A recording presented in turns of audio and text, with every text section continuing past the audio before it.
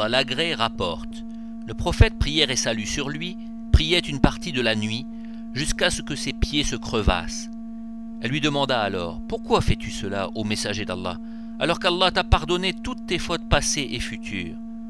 Il répondit: ne me serait-il pas préférable d'être un adorateur reconnaissant?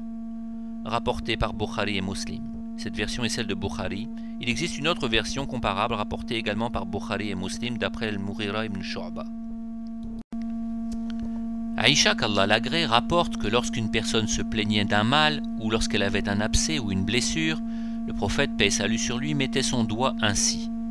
Le rapporteur du hadith, Sufyan ibn Uyayna, qu'Allah l'agrée, posa alors son doigt sur le sol, puis le leva et disait: au nom d'Allah, la terre de notre pays, avec la salive de certains d'entre nous, apporte la guérison à nos malades, grâce à notre Seigneur, rapporté par Bukhari et Muslim.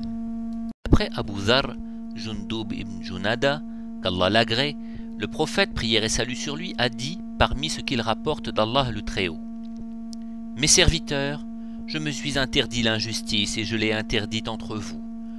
Ne soyez donc pas injustes les uns envers les autres. Mes serviteurs, vous êtes tous égarés, sauf celui que je guide sur le droit chemin. Demandez-moi donc de vous guider, je vous guiderai. Mes serviteurs, vous êtes tous affamés, sauf celui que je nourris. Demandez-moi donc de vous nourrir, je vous nourrirai. Mes serviteurs, vous êtes tous dénudés, sauf celui que je vais. Demandez-moi donc de vous vêtir, je vous vêtirai. Mes serviteurs, vous commettez des péchés jour et nuit, et je pardonne tous les péchés. Demandez-moi donc de vous pardonner, je vous pardonnerai. Mes serviteurs, vous ne pourrez jamais m'atteindre pour me nuire, ni m'apporter un quelconque bienfait. Mes serviteurs, si vous aviez tous, du premier au dernier, humains et djinns, le cœur du plus pieux d'entre vous, cela n'ajouterait en rien à mon royaume.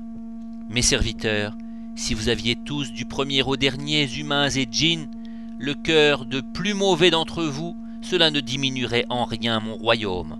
Mes serviteurs, si vous étiez tous, du premier au dernier, humains et djinns, au même endroit, et me demandiez tous quelque chose, et que j'exaucerais le souhait de chacun, cela ne diminuerait en rien de ce que j'ai, si ce n'est ce que diminue l'aiguille de la mer lorsqu'elle y est immergée.